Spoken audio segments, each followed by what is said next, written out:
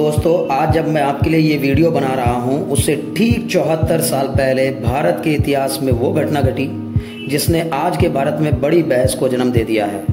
जी हाँ, हम बात कर रहे हैं 18 सितंबर 1949 को डॉक्टर भीमराव अंबेडकर के द्वारा अनुच्छेद 1 के प्रस्तुत किए जाने की, जिसमें इंडिया दैट इज भारत लिखा था, यानी कि इंडिया जो कि भारत है।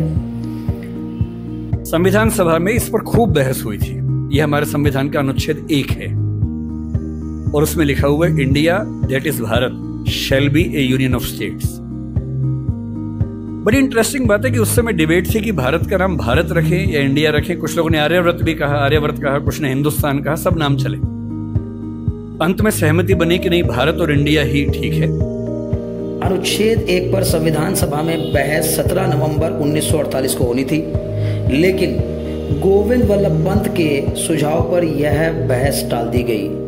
आपको यह जानकर बहुत हैरानी होगी कि संविधान निर्माताओं ने देश के लिए भारत शब्द का प्रयोग नहीं किया था और 4 नवंबर 1948 को प्रारूप समिति के अध्यक्ष भीमराव अंबेडकर ने भारत के संविधान का जो पहला मसौदा पेश किया था उसमें भारत नाम नहीं था। इस पर संविधान सभा के कुछ सदस्यों ने बहुत ऐतराज जताया और उनके ऐतराज और उनके सुझावों को हम जानेंगे। उससे पहले आपको बता दें कि भारत में आज ये बहस इतनी तेज क्यों हो गई है कि गली मोहल्लों, नुक्कड़ चौराहों से लेकर विश्वविद्यालयों तक में ये बहस छिड़ी हुई है कि भारत या फिर इंडिया। हाल ही में भारत में हुए G20 शिखर सम्मेलन में विदेशी मेहमानों को राष्ट्रपति द्वारा भेजे गए रात्रि भोज के निमंत्रण में प्रेसिडेंट ऑफ इंडिया के बजाय प्रेसिडेंट ऑफ भारत लिखा था। बस यहीं से शुरुआत होती है इस बहस की। और आइए जान लेते हैं कि इस नाम और भारत और इंडिया के अब तक के सफर की कुछ ऐसी महत्वपूर्ण बातें और कुछ ऐसे ऐतिहासिक पहलू जिनसे ये समझने में हमें आसानी हो कि आखिर भारत और इंडिया पर यह बहस इतनी क्यों छिड़ी है। देखिए, भारत के 15 अगस्त 1947 को स्वतंत्र होने के बाद 29 अगस्त 1947 को संविधान सभा ने भीमराव अंबेडकर की अध्यक्षता में संविधान का मसौदा तैयार करने के लिए एक समिति का गठन किया था। 18 सितंबर 1949 को एक चर्चा के दौरान संविधान सभा के सदस्यों में बहुत ज्यादा बहस हो गई। उस समय मौजूद सदस्यों में कुछ ने इंडिया शब्द का समर्थन किया, कुछ ने भारत का और कुछ ने आर्यव्रत या हिंदुस्तान या भारतवर्ष जैसे नाम भी सुझाए। इन सभी विचारों के बाद उस समय इस पर एक बड़ी बहस हुई और उन बहस में बहुत सारे लोगों ने अपने अपने विचार प्रस्तुत किए।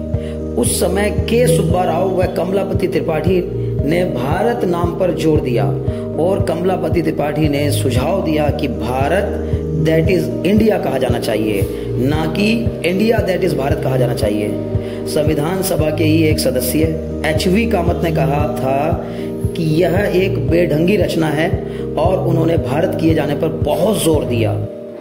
सेठ गोविंद दास, राम सहाय और हरगोविंद पंत ने भी भारत नाम पर जोर दिया।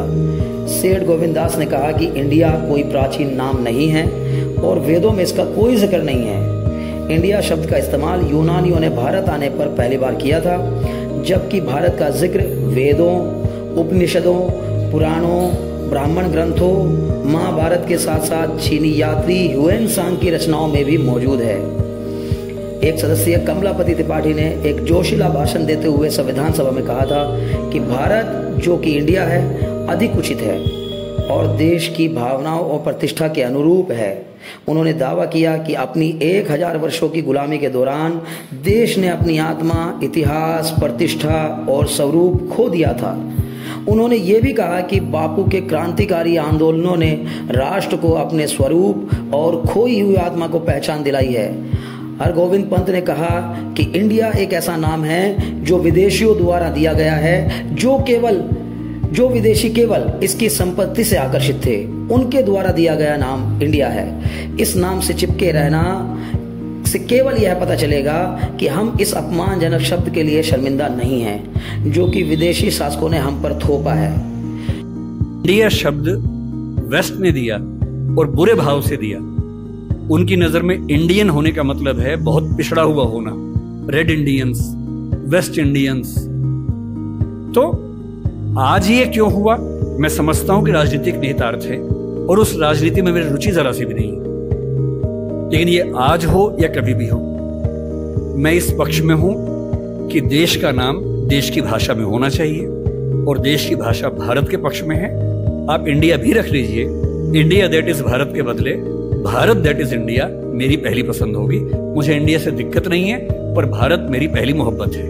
इतनी लंबी बहस चलने के बाद आखिरकार संविधान सभा में इंडिया दैट इज भारत पर कराई गई बहस और HV कामत के संशोधन के सुझाव पर वोटिंग कराई गई और 38 वोट भारत के पक्ष में और 51 vote India that is Bharat के पक्ष में पड़े और HV कामत के संशोधन को खारिज कर दिया गया और इंडिया दैट इज भारत को भारत के संविधान में जगह मिली। मुझे उम्मीद है कि आपको ये जानकारी बहुत अच्छी लगी होगी।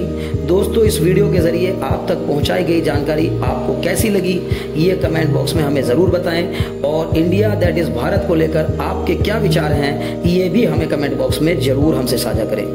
चैनल को अभी तक अगर सब्सक्राइब नहीं किया है तो सब्सक्राइब कर दें। मिलते हैं फिर किसी नई जानकारी भरे वीडियो के साथ, तब तक के लिए धन्यवाद।